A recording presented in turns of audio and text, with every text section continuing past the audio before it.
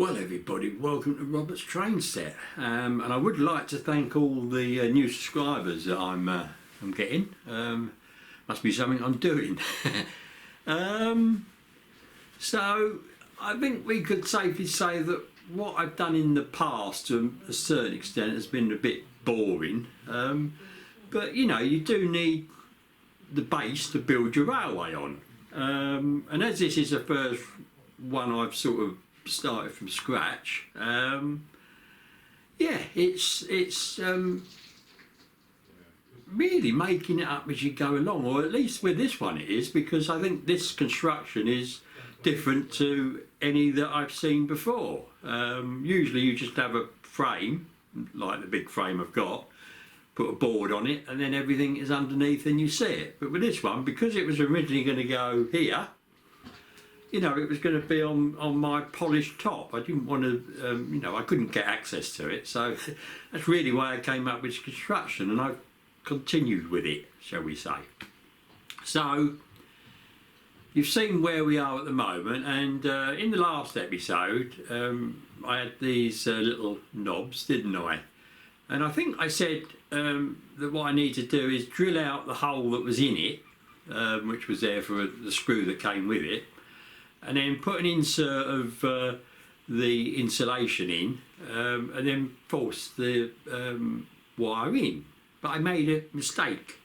The wire I used to do that was the live and the neutral, and of course I'm not using that for the push rods. I'm only using the earth. So what I found is I don't need to drill them out, and all I need to do, and I can't get it out, is fold the ends of the wire over a few times and then force it in, and it does seem to hold quite well. We'll have to see whether it works in operation because there will obviously be some restriction on the wire moving backwards and forwards, but they're pretty free, as you've seen with my demo. So yeah, I was at the end, I was sort of beginning to do all the holes for the end of this wire to come up to move the point, and so we are there. I'll show you a few photos of where we are there, and then it was a bit of a thought process. Now, technically speaking, if I've got the holes through the board and the holes in the edge of the board, I could technically turn the board over and then fit all these. But I had a thought about that. So what you're going to see in this video is that decision that I made and what's come from it, and then sort of a tuition on how I'm doing this, because I don't know how the people that exhibit at motor railway shows that have this system do it. I suspect it's not quite the same as I'm doing here. Probably more solid and robust, I would imagine. But anyway, let's get into this video and I'll show you what it is. And basically, this is a way of having your points changeable if you don't want to go down the long and expensive road of having point motors. Even the simple ones up in the loft on my loft railway, Hornby ones, you know, surface mounted, you do need all the paraphernalia to operate them. Either, you know, with the old quadrant switch, or, you know, like I do on the computer. So you need more equipment than just the point motor. With this, all you got to do is put this in. All you need is a bit of wire, a few knobs, and a glue gun, really. And that's all you need. So let's get on with it. But again, I do thank all the new subscribers that have come on, and all my old ones that are staying with me and commenting, and it's great to see. And we'll have to see how we go, won't we? But we are getting on. I am enjoying it. I mean, it could be a bit warmer in today. But whatever, and I've still got the builders next door, and they are actually beginning to get this house ready. I think the carpets are now going down on in Monday, so hopefully next week I can get in and film it relatively finished, I suspect. We'll see how we go. Cheers everybody, cheers, bye. So why an old shopping list? Well, the 3 marks on it lets me mark these off a bit quicker so I can get them done, which I've done, as you can see. So all these are now slotted and through the board, hopefully. We'll have to see when we turn it over. And yeah, the next phase now. So as you can see, I've run the lines through and then drilled the holes in the edges, ready for these wires. So it is coming along, and I've numbered all these up along from 1 to 11, but number 11 is basically that one there, so it won't be coming out through the board really. So this one I was a bit worried in that although there was a hole in it, there was no black mark around it. You can see the hole by uncut there, look. So I've actually got the track from the shed to just check that I was right, you know. I'd already drilled the hole, so I would have had to fill it. But yeah, it is there, look, you can see it. And look how well the 2 magnetic uncouplers are. As always, always Titan Mugger tea. So yeah, very nice. So there's my big roll of cable, and it's a bit unmanageable like that. So I just cut a big lump off, as you can see. So that I can start doing these wires. So I'm going to explain this a bit more, but basically I cut them to the right length, and then it was a case of stripping out the wires and sorting it all out, which will be coming up in a minute with me showing you, hopefully, if you're interested. So yeah, it's coming along, and these I'm going to probably leave. We have to see. So the decision I made was that I felt it would be easier to get these wires ready if I had all the information at my fingertips, at those fingertips. And obviously if I do it with it like this, instead of turning it upside down, I know where the points are, where it's going and where it's coming out, and I can see it. And as you can see on those photos, I've numbered them. So I've gone from 1 to 11. Now number 11 is the one by the station, so it won't actually have its own pull cord, but you know, still need to keep it separate. So what I've done is I've started getting these ready, the wires that will ultimately change a point, and I've put a number on it.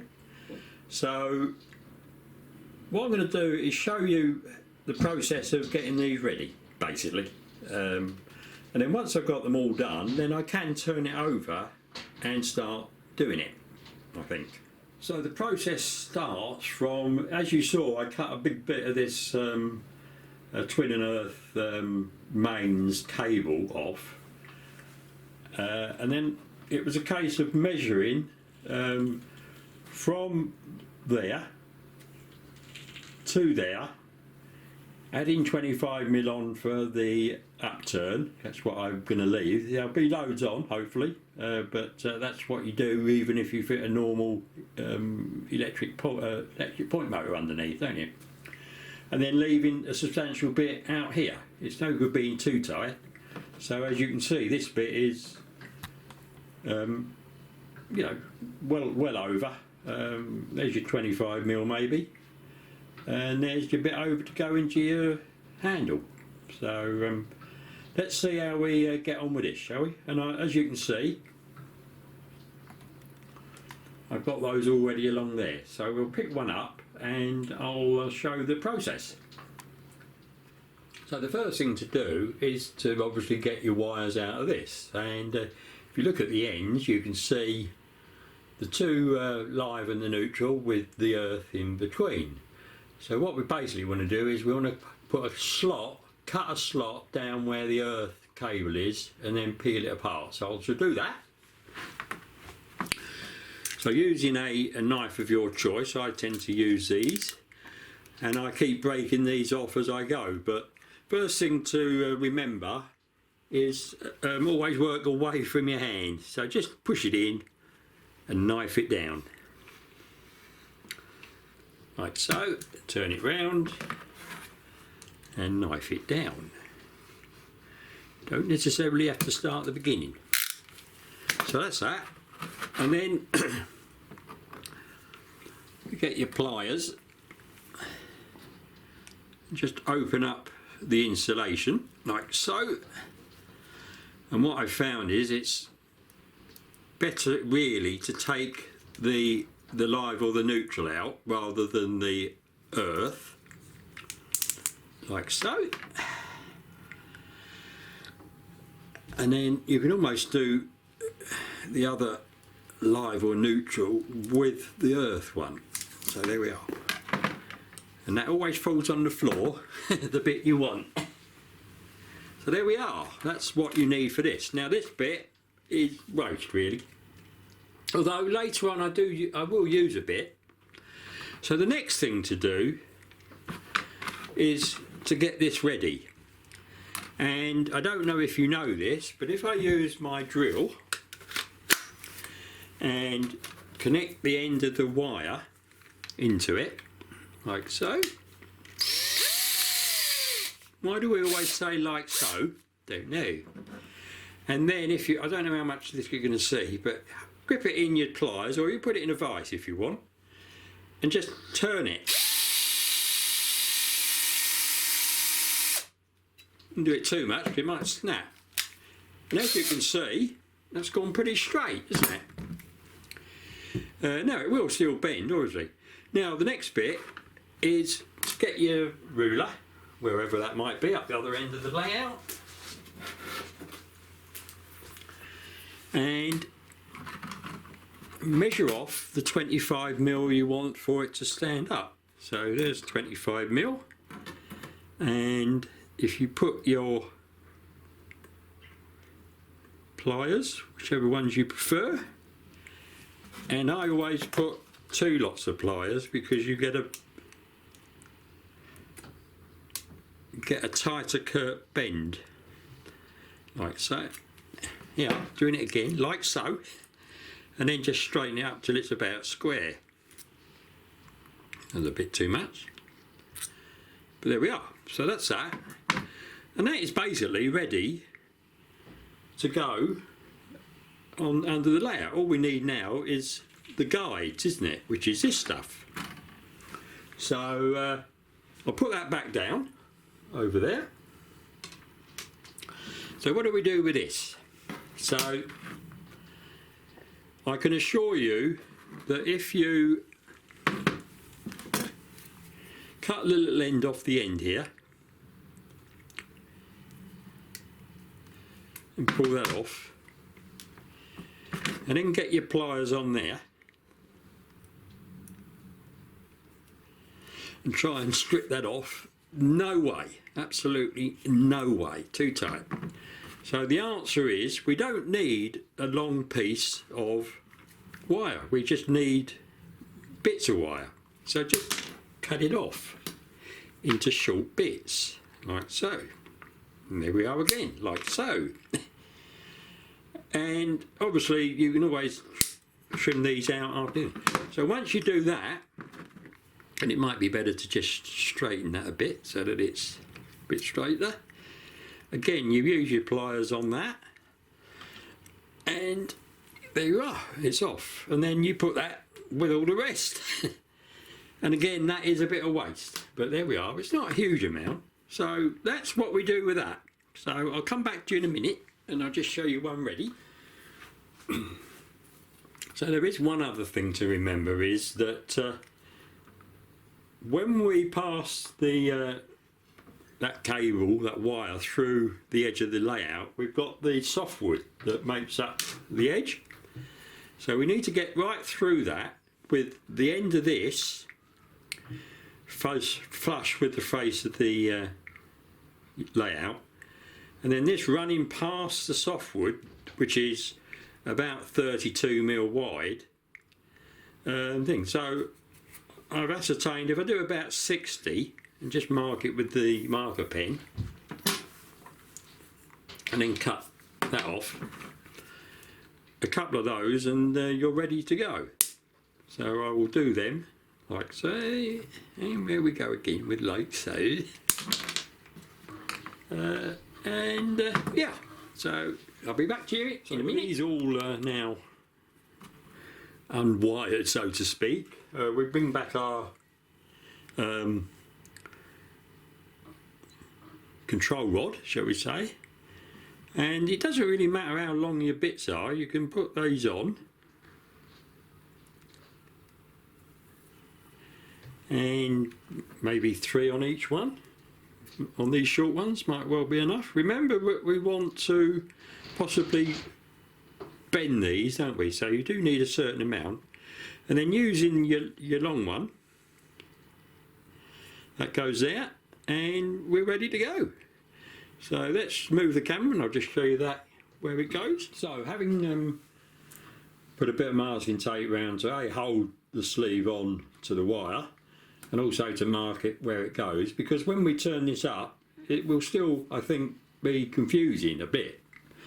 So as you can see with this one, that's going to go there in the middle, and it will move backwards and forwards, and it does need to bend a little bit, doesn't it, to get it square to come out here, if you can see that. I'll just turn that down a little bit. Yeah, so it's got to come out where we've drilled the hole. But ostensibly that's ready to go. There's your the knob to operate it with. Now you cannot bend the wire at the end to go into that knob until it's all fitted, because it's got to come through your sleeve here, and then once you do that, it's basically locked in to the layout. It can't go anywhere when you've hot glued this underside underneath. So all I need to do now is the rest of these. So we'll now move the camera up to the other end where we do have this double throw one to do. So with the builder actually the other side of the wall here, painting his wall to get this house open for Easter weekend. This end with the contraption I've come up with for hopefully changing both of these points together. Now obviously we're going to, because they've got to be there and there, we need a long connector between them, like this bit here, that bit there. So what I've decided to do is use the actual live or neutral wire rather than the earth wire, and this obviously is a bit thicker. So I've done the usual thing with the drill and wound it so that it's straight, but it will not go through the sleeve, but I do probably need to connect it a little bit to stop it maybe bending. So I'm going to try and use the offcuts of this sleeve, pass it through here, and although this is split obviously where we've taken all the stuff out, if I hot glue it, it should stay as a tube. So I'm going to try and see how I get on with that. Now I can't do anything else to this for the simple fact there is actually a softwood brace through here, and yes, I've drilled all those holes through, but I'm not quite sure where the holes are.